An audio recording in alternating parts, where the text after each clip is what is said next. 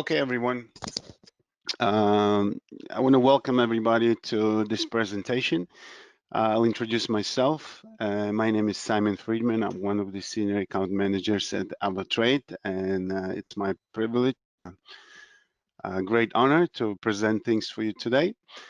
And I hope it will be not boring. Definitely, I'm expecting it to be practical and applicable for you. And also, I would like it to be interactive. So there will be a moment or moments when I will ask you to participate and say things, and so on. So that's it. Let's move. Whoever's going to join, they'll as we go, because it's not fair for all of you that came on time to wait. So the first step, of course, what we want is announce the risk warning, of course, the disclosure of the risk, and I'll just read it, and you can see it in front of you. Any capital markets and trading information disclosed in this webinar is provided for informative purposes only and should not be construed as applied as investment advice, a recommendation, or suggestion. Okay, and we all know that CFDs are complex instruments and come with high risk of losing money rapidly due to leverage, and we all know what it is. And statistically, 72% retail investors lose money when trading CFDs with trade. And you should consider whether you understand how CFDs work or whether you can afford to take the risk of losing your money. And if you'd like, there's a full risk disclosure at the link. Okay. So today discussion will be about trading indices, and I'll just share with you a few things about myself, my history of trading. I don't want to go into it in details, but just shortly. I come from the proprietary equity traders. I was licensed trader for many years in New York, working for a few proprietary firms. And what we did was just traded equities, stocks, day trading. We would come in the morning, no positions, go home, no positions, no stress overnight, but the day stress was tremendous. And I did it from 2000 to about 2000 and 2010, 2011 actively, and then just realized, I'm not that young anymore. I started to trade, was 30 at that time, was about 40. And I said, maybe I'll look into different ways of trading. And that's when I got introduced to futures. And that would include indices, futures, commodities, other things. And I actually liked it because I could still trade it as a day trader, and I could still kind of look into it as something other than day trading. I start looking into swing trading, a little bit midterm. I was never a long-term investor, but that's what it is. And I really like the indices, and I'll tell you why. Just to make sure you can hear me, just a little feedback. If somebody can type yes, that would be great.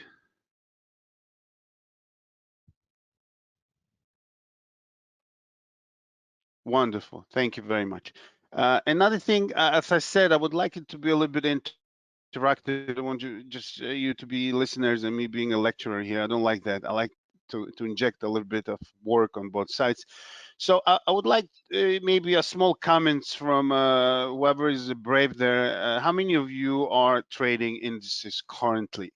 And if you can just write specifically which index is that? Is it S&P? Is it Nasdaq, Jones, DAX, or anything else? Go ahead, please type it in.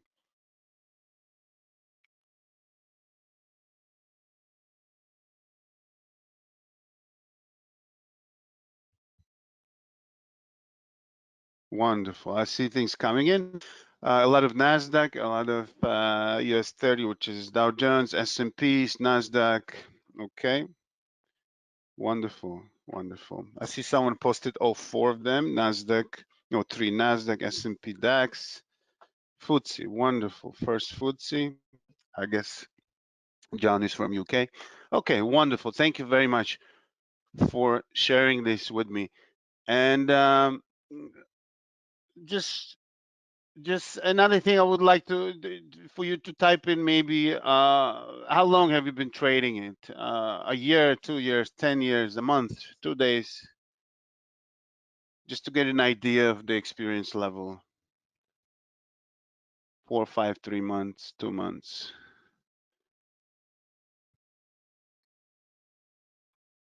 Wonderful. 1 year, 1 week. Wonderful. Welcome, Daniel. 1 week. That's great. Few months, just couple of weeks.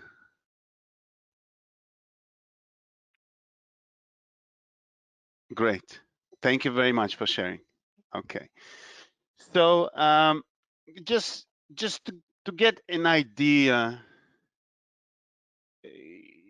some of you, of course, you are sharing with me that you already trading it, even typed what's the size and so on. Great. So just yeah, prepare a little bit presentation just to have a little bit of illustration. So what it takes to trade indices, and we'll go later to a technical and fundamental part of it as well. But before we go into trading, we really need to know what we're trading, because I work closely with a lot of clients, and we all do it. Our trade will take it personally to really assist the clients. And sometimes I talk to a person, doesn't matter what part of the world they are, and they tell me I trade Nasdaq. A lot of people like to trade Nasdaq for its volatility and whatever reason they choose. So I ask them, why do you trade Nasdaq? And they say, oh, my friend told me, or I just saw it's nice, it's attractive, and so on. And when I ask them, what Nasdaq represents, and they really don't know. So they say, I just go and I type in 0.01 or zero 0.1 or whatever. People with a larger amount of money trade larger positions and say, I just trade. I make profits, I make losses, I put stop loss, I take a profit, and so on and so on. And they can't really say what it is and why they trade and so on. So I think it's important to know what you're trading. And just you probably know this, but I'd like to share this with you. The Nasdaq is just a collection of the most active stocks that trading on the Nasdaq exchange. And in order for you to understand better Nasdaq, it's good to look into companies that are listed on the Nasdaq, and this way we actually be able to see what moves that index and how stocks react. It goes both ways.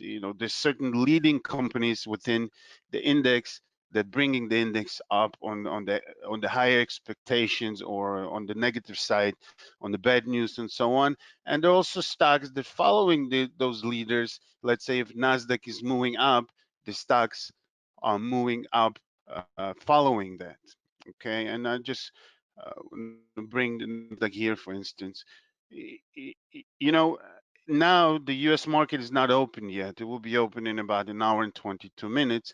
So, but the futures are still, you're trading the CFDs here, and the futures of the Nasdaq are trading, and that means you can already think if what's going to be happening when the market opens. We had to move up, but we'll go to technicals later. So I don't want to jump, just continue on this path. Important to know what stocks are in Nasdaq and so on.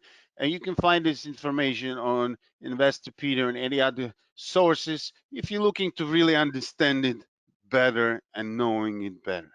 Now, if you take S&P 500, you're facing about 500 stocks there, and it's important to know the leaders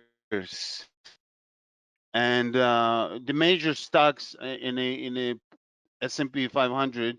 The leaders are Apple, Microsoft, Amazon, Facebook, Alphabet, which is Google, and others. And as we all know, or some of us, a big company, I think one of the biggest in capitalization now, Tesla, which used to be a very controversial company, is joining the family of S&P 500 on December 21st in another 5 days. So it's important to know these things when you trade S&Ps, what's moving it, why things are moving, and so on. And going back to my history, when I started to trade indices, I really got to understand it better. And of course, my experience in trading stocks helped me a lot because I was using S&Ps or Nasdaq as an indication. Because if you're an equity trader, if you trade stocks, you know that a lot of traders, or most of the successful traders that do trade equities, US equities we're talking about at this point, they do follow close the S&P 500 as a major indication of direction of the market. And I remember when I just started to trade, we used to have a setup with the trading monitors, and there's also a monitor between us. We're talking about 2000. There's not much technology. The day trading move just started, and there was a one monitor between us that had just a regular line chart on S&Ps, just seeing what the market is doing. And if any of you are trading US markets, there's always announcements that the futures are up or the futures are down prior to the market, and that by default meant to be S&P. So we know if the pre-market the futures are up $10 or $5 or $20, that we're looking to an opening of that session on the upside, and the traders could take it as an advantage of knowing it if they trade indices or if they trade stocks. Okay, so we spoke about Nasdaq, we spoke about S&Ps, and of course it doesn't stop on that. You have other indices. Let me just switch to the trading platform. Okay, just please type, a few of you maybe type yes if you can see the MT4 terminal now, so I know it's connected. Wonderful, thank you, that's good. So here I have the major ones that are the most popular ones. You have the S&Ps. Let's just bring them in right away. You have the S&P 500. You have the Nasdaq 100. You have Dow Jones. You have DAX. European traders love DAX. It's the same thing, 30 stocks representing the German market, the major companies there. You have FTSE for UK, you have CAC 40 for France, you have Nikkei. Of course, you have other ones that you can look, the Spanish, Italian markets, and so on. And this is just a little bit of the intro what indices are, and I'm not going to bore you with that. All this information you can find on any other websites. You can make the list of stocks. If you choose to go deep into fundamentals, you can learn those stocks individually and see how news affect the index and everything else. Okay, so let's move on. So when trading indices, it's important, number one, to choose the right index. What does it mean? And I'll just share with you. I like to approach things in a very practical way. It's very simple. If somebody lives in the UK, they're holding the hand on pulse of the economy. They know about the earnings. They know about prices in the stores. They know about conditions of employment. They know how many friends are unemployed, or the opposite. People are uh, having amazing jobs and promotions and everything else. So they feel how life, how economy goes, how finance goes, how's everything else. So people in UK most logically would be probably into the local index, which is the FTSE, and they have better understanding of it. Uh, People in Germany or European Union that are affected by euro and so on, and DAX is quoted in euro. You have stocks that are traded in Germany, and the German economy, if they're following it slowly and closely, excuse me, they really feel it. We're talking about fundamentally what's going on. Okay, of course. We don't serve U.S. customers, so I assume nobody's here from U.S. But we know that the U.S. markets are the most tradable, and it doesn't matter where in the world you are because it's kind of an indication of the global economy. So the S&P 500, Nasdaq, and Dow Jones are probably the most popular indices that are being traded. So for that, of course, we can follow fundamentals and technicals, and we'll get into it as we go. But what's the most important thing? It's really pick did you have a little bit of understanding and start building on it. Take something that you know and feel and see a little bit deeper and make more sense to you and try to implement that into your trading. Okay. Now, after you choose the right indices, what's very important is to implement the money management. You need to really find the right size. And I saw that some people in the question they put I trade 0.01. So you have to understand what that means. And let's take Nasdaq as a general example. We take Nasdaq. How do you know what size you will trade? You see, you see the Nasdaq. First, it was quoted in US dollars. That's US indices. So you have to understand the size. So the easiest way to do it, you can actually find it right here. You right click on Nasdaq in the market watch and you go to specification, and then you can really look into it, what it means. Yeah, it's a CFD. You have all of you have different leverages, depends what regulations you're under, and the minimum volume is 0.01, right? And then what's important to see is the lot size. And contract size is here, it's 100. That means if you trade 0.01, that means that you're trading one contract or one index. That means with this position 0.01, each dollar the Nasdaq moves, you're making a dollar if you're in profit, or you're risking a dollar in the loss.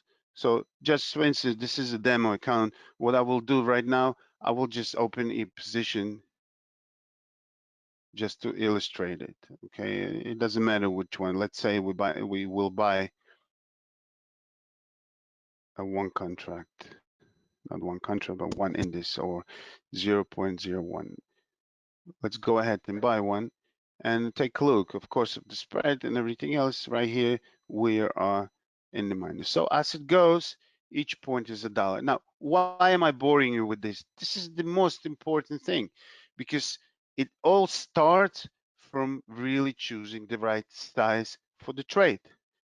And again, it depends on your leverage and margin and so on.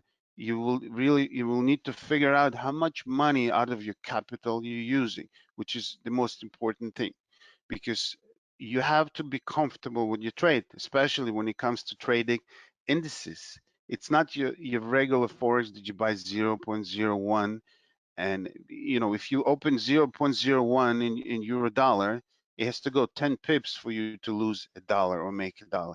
Here, Nasdaq moves a lot. Just to give you an idea, Nasdaq moves, let's say, to take one bar in average, let's take an average bar, it moves about $27 each hour. So that means you can either make or lose $27. So you have to take this into consideration as far as the size. Now, somebody asked me the question, what mean by the red and blue line? It's probably my don't pay attention to the lines right now. It's probably they were just sitting on my chart. And okay, the stop loss, yeah, that's great. Somebody wrote they're using 2% of the account size as a stop loss. Yeah, we'll get there. That's the risk management level and so on. Okay, so important, the size that you want to trade. You choose the right indices, right? Let me just go back here. So you choose the index, you choose the right size. you choose the right strategy. Now, what I mean when I say the right strategy, okay?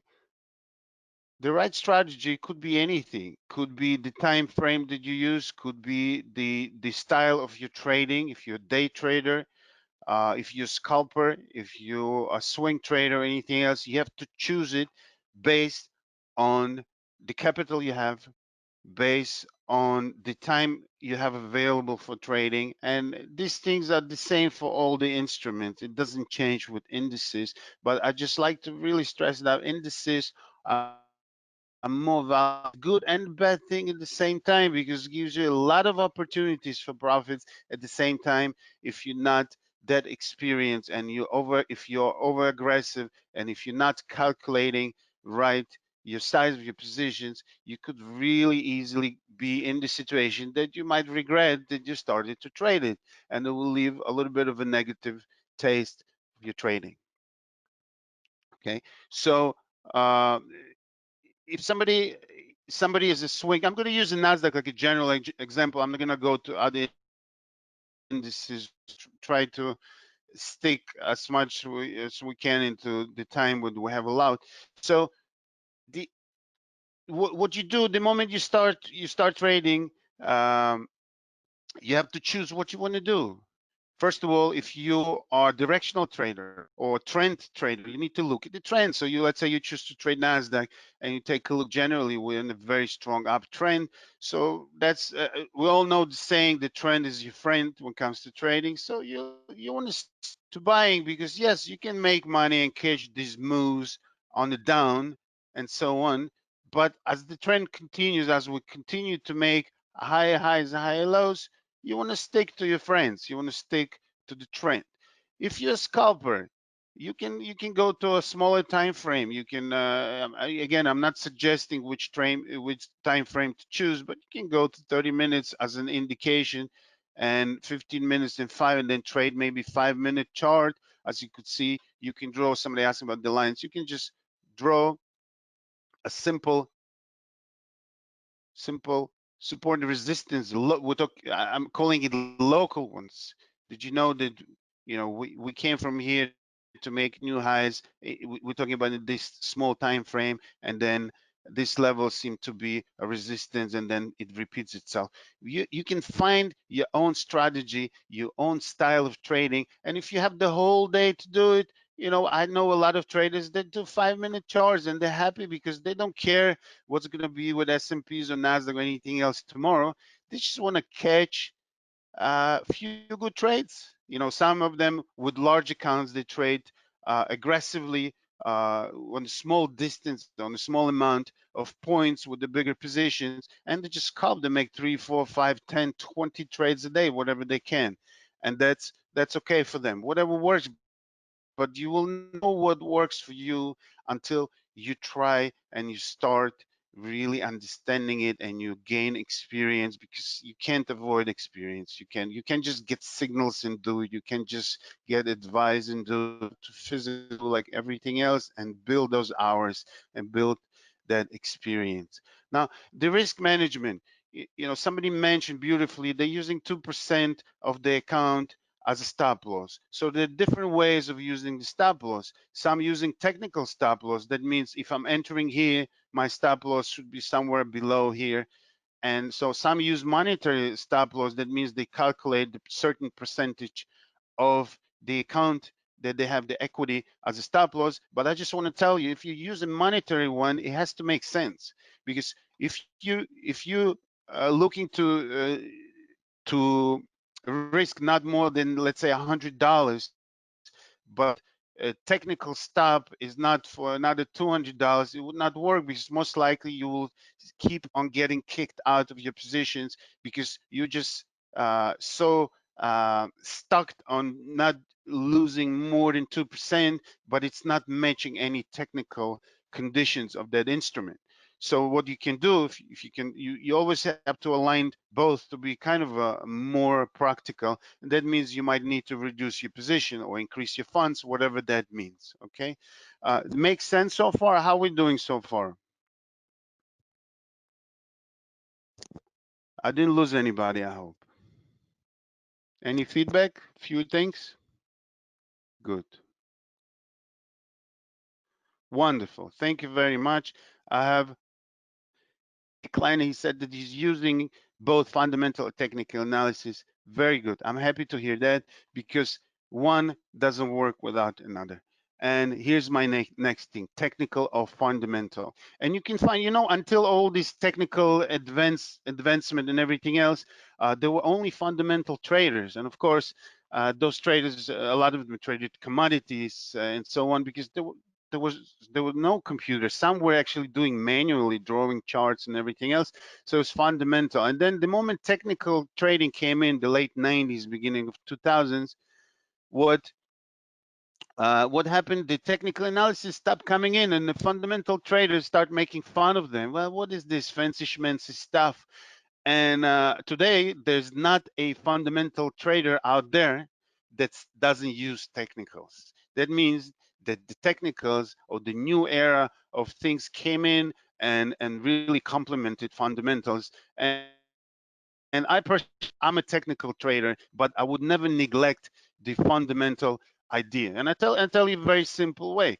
Your technical. Let's say, for instance, let's look at Nasdaq, right?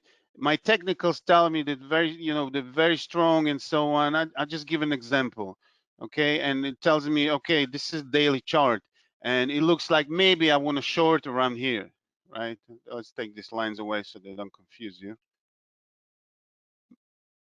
Maybe I need to short it here, but we are about to hear the announcement of FOMC on their plan and monetary policies and everything else. What if they announce something crazy and it will just go up? So technically speaking, this would tell me, wow, we couldn't break this level. Most likely it becomes a new level of resistance and we should go down. But the fundamental means anytime, if this really tremendous news, or God forbid, some crisis like Corona did, or like September 11 did, or like crisis 2008 did, all technicals go out the window for a while. Okay, so it's important to combine both. So technically, of course, it's a chart and things that we do. Some people like candles, some people like bars, some people like indicators. As you can see on my chart, because I don't want to discriminate. If I put one indicator and put another, and there's no way. If I put all of them on the chart, they will not work. I personally am not a big fan on indicators, even though in the past I used them a lot. And again, they all work, they're all great, but they're kind of a secondary. First, you need to understand what's going on, and then use an indicator as a supportive tool, not as a tool that determines your trading. And that's my policy. That's my approach to it. And the fundamental things, of course, announcements, individual stocks when they report, the reporting seasons, earnings seasons every quarter starts in the US that affects, of course, the stocks and indices that they belong to. And it's very, very important that you aware of the events like FOMC today, like first Friday of the month, you have NFPs, like you have announcements from central banks, let's say of European Union or US, or Powell is speaking, or it used to be Yellen is speaking, or Greenspan in my times was speaking. Yeah, it's important to understand we can't know what it is. And I always say, even if they send me an SMS before the announcement saying what exactly the announcement will be, there's no way in the world that I can determine what the market will do. That's why we can never know what will happen, but we should definitely know what is happening and when it's happening, so you're not going to be caught off guard. It's very, very, very important. Okay, and as far as trading itself and technicals, I know you all have your own technical strategies and everything else, but I just want to mention one thing: the levels work. Okay, they might not be perfect, they might not work right away, but there's something mystical about the levels that it keeps on repeating itself. Okay, now it's a little bit different because we moved a lot with the corona and everything else. but we can go historically and just draw the levels here, and that always makes sense. Let's say a weekly chart. We created resistance here, and then we created uh, it was, take a look, it was September 23rd 2018, and somehow mysteriously many months later this level still is still in play, and it still becomes a magnet, and it's still being traded around. Okay, and that's something that I love. And in my 20 plus years of trading, it's always worked. You can add to it. You can trade formations and setups and flags and heads and shoulders and everything else, and candles and bars, and use the indicators. But the levels are the levels. For some reason, they still work, and it's very simple. It's like, unless you're in UK, when you cross the street, you look left before you cross. The same thing, you look at the chart, and I'm sharing you very practical ideas. What I'm approaching very simple. You look left, and you just start drawing lines. They say on the on the daily chart, and you start drawing lines. You try to figure out from where the movement, the move started, and where did it stop, just randomly. Don't even pay attention to doing it exactly to the point, and then just continue. Then you just zoom in, and you could see that certain, let's say for instance, the certain levels, 1247.1. If you look, take a look, it's an hourly chart, and the level we put, it's a historical level. Take a look, it just hit exactly to the levels. So what I do, and what a lot of traders are doing, they draw these levels on the daily chart, and they keep them on the chart. And then when they trade, doesn't matter what time frame they trade, they always pay attention, because the levels on the daily chart are strong levels. Those are the levels that the instrument really cares about.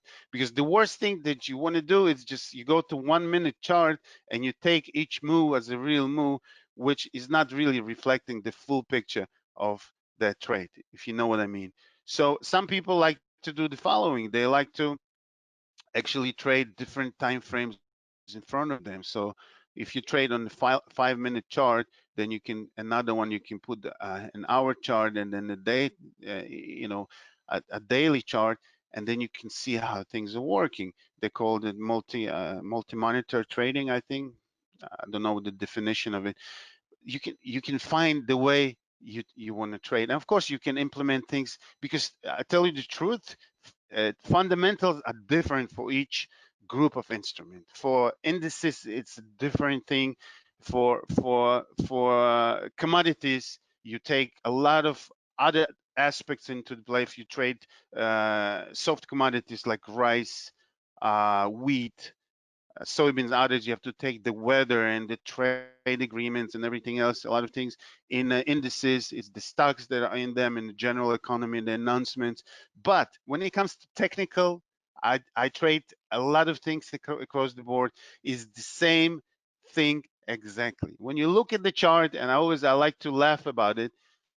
If somebody asking me about the instrument, I always tell them, I'm gonna play stupid. And some of you, if you're my customers, you know it. Let's play stupid. Let's pretend that I don't know what it is. What is it? Nasdaq? I don't know what Nasdaq is, but I always say, let's take a look. And I start from the right, monthly chart. I look at Nasdaq. Wow, look at this. Amazing move on Nasdaq. I just remove all the objects so they don't confuse us. Okay, let's look. So I start from the, it's like you in the museum, you want to see that beautiful painting. You don't come with a loop and look into, no, you try to look at it from far away, and then you get closer, and things, the views changing, details are more clear, and so on. So you don't do it the opposite. You don't start from 1 minute chart and then go. You do it from a monthly chart. Sometimes on other platforms, you can even have quarterly and so on. So here, each candle represents a month. So it tells me, okay, we're making new highs this month after a very strong month. So it tells me, okay, we made this move, and then we're still higher, but would I be a buyer here? That's a different thing. I can't suggest anything, of course. But after a move like this, I assume we could have a little bit of pullback. Just my thoughts. I'm not making any decisions, right? Then I go to weekly chart and take a look. Weekly looks a little bit different. Take a look. We had a week of very strong new highs. Then we made a brand new high, but closed lower. So I said, okay, maybe a little bit of a hesitation with the buyers is building up here, right? And then this week is still within this week, so it's something they call the inside candle, inside bar. So I just want to see how it will be reacting to the high of last week. So I already got an addition to my picture, right? Then you go to daily, and on the daily, it's take a look. We had a huge drop, which kind of negated the whole week of trading in a way. 1, 2, 3, 4, 5, 6, 7 days in one candle we raised, and now we're slowly trying to climb back to this. Okay, so I'm already having an understanding. Okay, you would never be able to see the 1 minute chart, 5 minute chart. So daily. Then I go on 4 hour chart, and actually I can start drawing some levels here also. So here comes the horizontal line, and I want to see what you want to do. I would probably use this real candle here and draw the line, because these candles didn't manage to close higher. And take a look, last 4 hour candle hit exactly there. So I already have a picture. So maybe I take a shot on it down, make a sell or a short trade here, maybe, I don't know, and so on. And I go lower and lower, and then for entry I would use probably 1 hour, 30 minutes, 15, 5 minutes, something that would actually. Why do we use the 5 minute chart? Because it gives us a more precise way of entering. Here you can actually start using your 2% or 3% or whatever percent rule of your stop. And if your stop have to make sense, it has to make sense. If you're entering sell stop, if you're selling here, and your sell stop is here or about the line, and if it's within your 2%, it's great, because you stick to your monetary stop, and it's also being supported by technical. And of course, you want to make sure that your trading makes sense, because you're not going to get every trade right, and it's not a problem at all. I'm still in touch with the best traders that I used to be working with on Wall Street, and if you ask them what's the percentage success of your trades, they would say 30, 40%, maybe 50%, and you would say, wow, that's really low. No, because the ratio is really amazing. Because let's say if you're entering, you're shorting it here, and your stop is here, you want to take profit around here. So that's about a double, 1 to 2, 1 to 3 ratio on your trades. So do the math. If you're trading 1 to 3 ratio on your trades, like this would be around 1 to 3, right? So you can lose on 2 trades, but then 1 trade gives you advantage, and you ahead of trading. Okay, makes sense. I think we went a little bit over time, which is okay. But I just want to see few questions, few practical questions, if you have.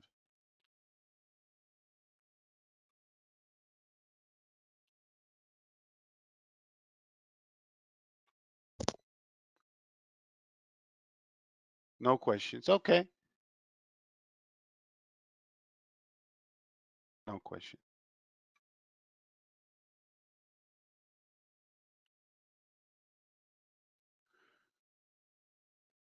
Okay, I just want to. Okay, I'm just reading. Thank you for your help. That was good about the levels, good stuff, covering what I needed. Okay, great. I appreciate your feedback. And like I said, I try to do practical things, and I love doing this because I know it helps me, and I'm really hoping that will help others to trade and to really avoid unnecessary pain. And I just want to show this to you. Of course, you all know this.